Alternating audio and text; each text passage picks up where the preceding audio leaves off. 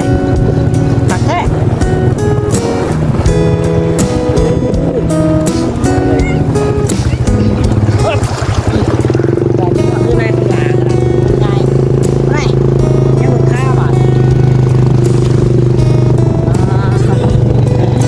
ถุงนาเลยเนาะ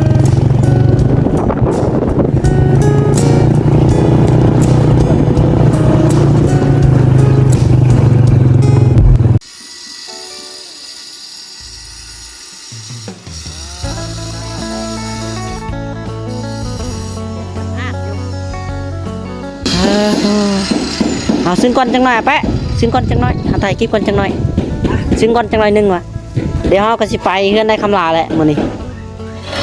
เที่ยวไปมาสิไปก่อในพอซึ่งก่อนจังหน่อยนึงถ่ายคลิปก่อนมันเสียงหลักไล่พุ่นน่ะนะ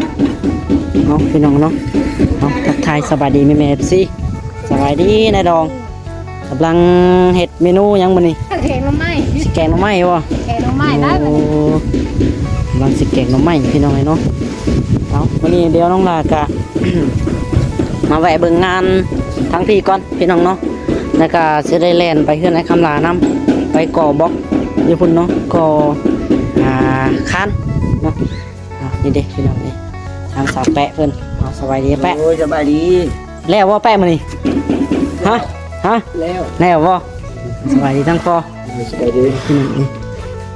ทางตะรองเพิ่นไปทางใดซะออกไปหน้าบ่โอ้เปลี่ยนกันวะโบเปลี่ยนกันแล้วเนาะมื้อนี้คือว่าอะไรน้ำลายเนาะน้ำออกแกงมาเมื่อกี้ยังลวดอะไรพี่น้องกระถงหน้าก็ได้เนาะโตนี่ได้พี่น้องบอทรงลังลายติดทางอาแปะเป็นคนตัดเนาะสิแยกกันเห็ดมื้อนี้ทางน้องเตยทองน้องแม็กก็ยังบ่ได้มาเตยทองเพิ่นออกไปเห็ดต้อนนะพี่น้องเห็ดต้อนออกไปเห็ดต้อนได้อยู่หน้าเด้ทางเฮาน้องหลากับทั้งพ่อเลยสิไปเฮือนในคำลาพี่น้องตัวทางบุญกับเวียกเล่นคือกันน้องหลากลับไปมาเนาะพักเที่ยงพุ่นแหละพี่น้องจังสิมาอัปเดตให้ FC เบิ่งใหม่เดี๋ยวน้องหลาสิไปเบิ่งบรรยากาศนะพุ่นแหละแล้วก็เฮ็ดเวียกเฮ็ดงานอยู่พุ่นน้ำพี่น้องเลยไปก่อบล็อกก่อปูนอยู่พุ่นแหละมื้อนี้เนาะมีแต่ไล่เก็บเศษซื่อๆเนาะมื้อนี้เนาะไล่เก็บนี่ได้พี่น้องเลยเลาะอ้อมๆนี่เด้เลาะอ้อมไปซื่อๆเนาะแล้วบ่ได้พี่น้องนี่เหลือแต่เก็บเศษเนาะเลยแต่เก็บเศษทางนี้ก็ได้เนาะมีแต่ว่าเดี๋ยวน้องหลักกับเฝ้าพี่น้องเลยมื้อน่าจะไปคนไปฮะมื่นบ่อย่าเนี้ยดิเด้อย่าเนี้ยจะเป็นยังประหยัดเบิ่งเฮ็ดตัวพี่มาแล้วข้างในบ่ได้จังไปก็ได้หักบ่โดนดอกอยู่นี่บ่โดนดอกติดอันนี้แล้วก็อย่าแนวกับบ่โดนดอกหลายคนเนาะท่าแป๊บเดียวอย่าแนวมือลวดทางตะรองเราอันนั้นอยู่ดอกคำว่าอย่าแนวตะรองในดองคำมาจากว่าเราก็ทาใส่ไปจักอย่าแนวจะซื้อเนาะกลางคืนเราเฮ็ดเลยถ้าเป็นเราเป็นอยู่ดอกทานี่ซื้อเนาะทาลงขุมล่องพี่น้องไงแน่กุ๊บเอาซื้อมาคมใหญ่ไปเอ้ยนี่แล้วกันพุ่นโอ้คอยยังได้กว่านี่นักหัวไปวะว่าจะได้ไปหมกอันกุ๊บจีนน่ะกบยางน่ะแมนป้าช่างพอครับป้ายันเฝ้านะตูซิดกระโทอยู่เสร็จเข้าไปพุ่นแล้วเอาย่างเครื่องเก็บรถเตรียมแล้วเครื่องตัวห้าเสียไปห้องน้ำมั้ยเนาะพี่น้องเลยมีเดี๋ยวช่างแปะกับบะสงเนาะมื้อนี้เนาะเจ้าพ่อเมนูแล้วเจ้าเมนูแซ่บได้มื้อนี้แล้วต้องกินไก่คุณเนาะไอ้แกงหน่อไม้บอกโอ้ให้ครับอันเอาแบบนี้ทำเชียงว่ายังอ่อนหน่อไม้เนาะอ่อนยังแซ่บได้ไปแซ่บมากินแล้วตัวเตียงฮะจังว่าเฮาเฮ็ดงานอยู่พุ่นคือสิอยู่พุ่นแล้วเฮาน่ะเฮงได้ซอยจุตัวซิดเลี้ยงตัวซิดได้แบ่งมาเลยเด้อโอ้ยคันได้กินแนวกินแซ่บๆเดี๋ยวสิเอิ้นมาดอกคันได้กินแซ่บคือกันแหละยาแต่แกก็จะถูกมีผู้หาเนาะบ่ทำไมอันนั้นค่อยหาวันได้หลายตึกเนาะในแกงก็เป็นบางมื้อทางไม่เสิร์ฟเพิ่นไล่แกง างเถื่อเรากับไปเวียกเรากับบริแกงฮะ แม่นเบิ่เลย ตึกจะรุ่งบ่อยู่นี่บ่เห็นอยู่เมื่อกี้นี่คนบักละลายนี่เป้าน้ำรวดเอาดินะ ตัดไปนี่ก่อน น้ำรอจนชิดรวดบนละขัวนี่อ๋อเห็นมาแมลงอีกถูกขัวนี่สิมาบ่ได้สิบ่กล้าเข้ามาพี่น้อง ได้มันลามมันแห้งแล้ว หวาคันมาอีกแมลงฝนน่ะสิบ่กล้ามาบัดนี้ฮะไปจังไดพี่น้องเดี๋ยวไปพ่อกับทางเงินในคำหลาเนาะทางก็ยากพี่น้องเอ้ย ทางเลยก็ยางบ่ตอนไปอยู่วัดอยู่บ่ลุง โอ้ยเฮาสิฮอดวัดติฮอดพุ่นแล้วเฮาบ่ได้ย่างไหนบ่ไกลๆนี่รถจักรเฮาก็ไปได้อยู่เนาะพี่น้องเอ้ยเดี๋ยวสิมารีวิวทางเข้าเฮือนไอ้คำหลาเนาะพี่น้องเนาะไปเริ่มตั้งแต่ปากทางเลยพี่น้องโรงเรียนเนาะบนนี้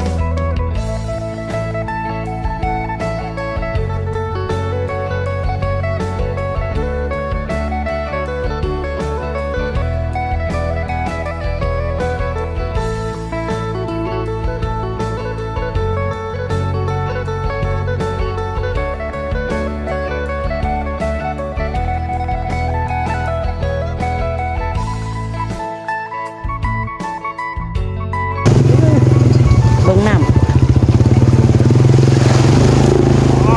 เลิกโคตรจะเลิกเลย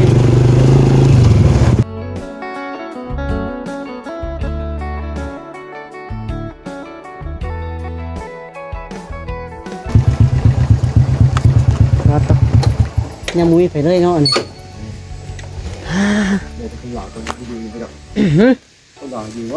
จังวะคือเงียบแท้มุ้ยใครอยู่ได้บ่พี่น้องเลยก็2 คนเฮา2พ่อลูกนี่แหละฮะ มาขอเลย นั่นแหละ ขอเลย มุ้ยพายุกับมากันลุยเลยพี่น้องนี่นาอยู่อยู่รอกไอ้คำหลาเราไปมากรุบนะกรุบกระชัน ใหญ่เอ้ามัดในห้อง เดี๋ยวมา ไป มันในห้องส่วนหนึ่งมันในห้องส่วนหนึ่งระยะเดี๋ยวเขามัดเองเงินสายมันตกไปของคุณจังหวัดไปพี่น้องเนาะมากัน2พ่อลูกได้พี่น้องมาดิมาลุยอยู่พี่ ไอ้คำหลาคนตัดไม้มาอย่างเด็ดนี่เนาะ เอาหัวเอาหัว มาหัวบ่ หัวกันหัว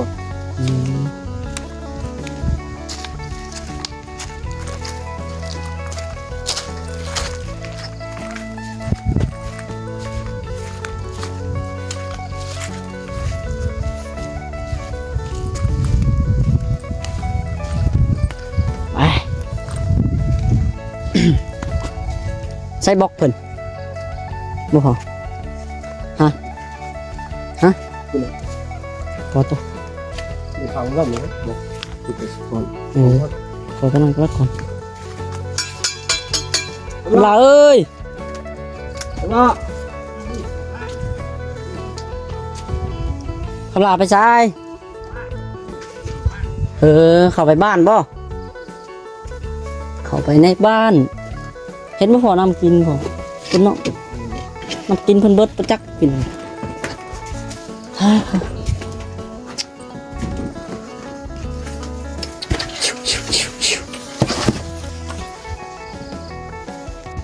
พี่น้องเนาะสวัสดีคำลาอันนี้กำลังผสมเนาะน้องหลาก็ผสมตะกี้นี้มันแล้วทั้งพอเอาทรายมาตื่นอีก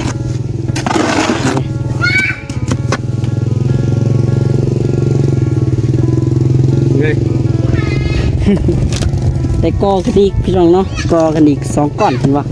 เดี๋ยวนี้สิลองกออีกก้อนหนึ่งเนาะพอเนาะไหลก็อ้อมมันก่อนถ้าตัวซิดพ้นมาพี่น้องเลยหลังเทียบโน่ภาษาเนี่ยเนาะเปลี่ยนปุ๊บก็ อันนี้คือกันได้3ก้อนมันสูงได้พี่น้องเลยเนาะ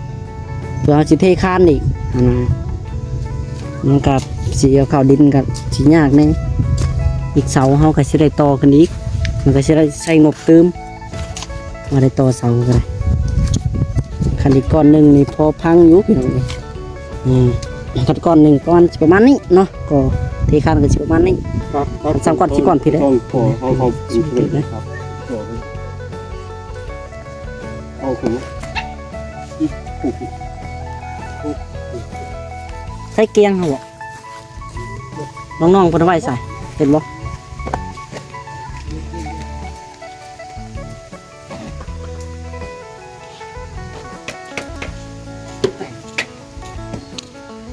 เก่งเดียว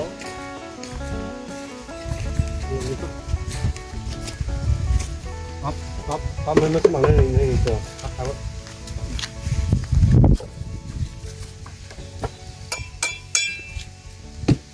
ตัดตัวไหน เดี๋ยวขอบเสียตะเพียน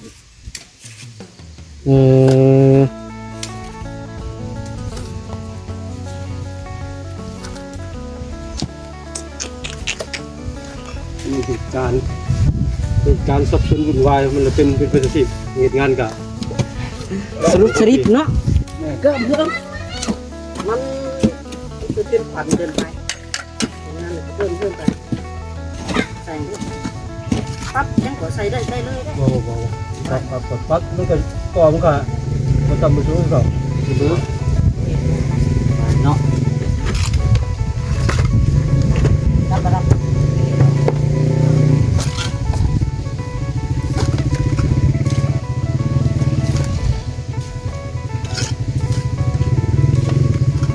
บปั๊บส่งการสำคัญ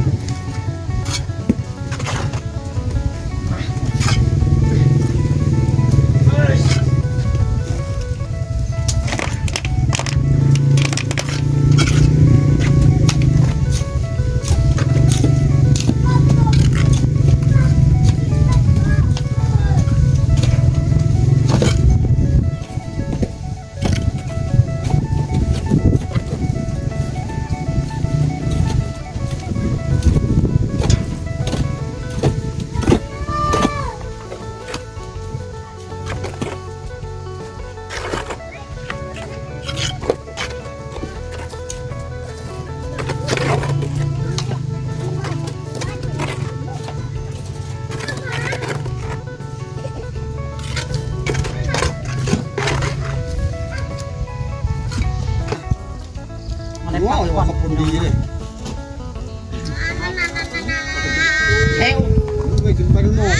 จะไปเทวอะไรเยี่ยงกระฮะ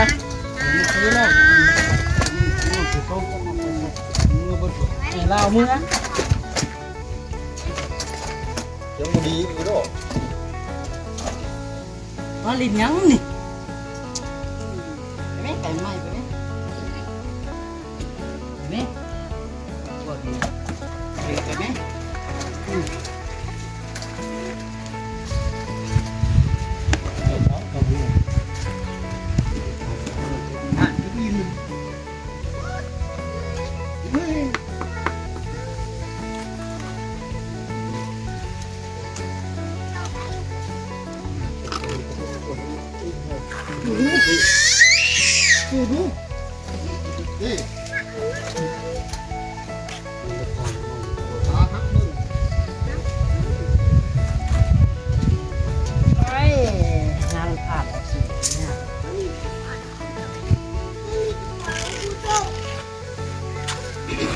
ไม่บ้าไม่จะไฟเล่นไม่เห็นถูก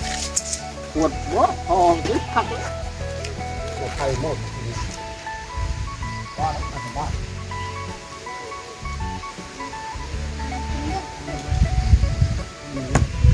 มนังจะหน่อยจะหน่อยฉันก่อนี่จะออกไปหาซื้อเอาเกียงก่อน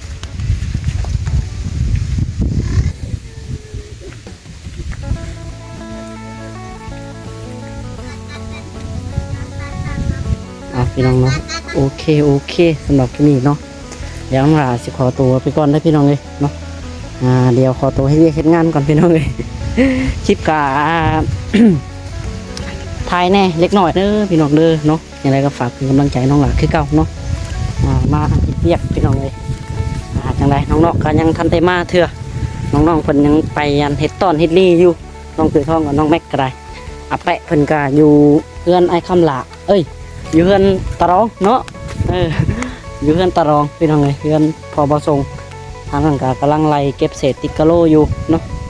จังไรก็โอเคพี่น้องสำหรับที่นี่ขอตัวไปก่อนเนาะพี่น้องเนาะบายบายพี่น้องสบายดีเนาะ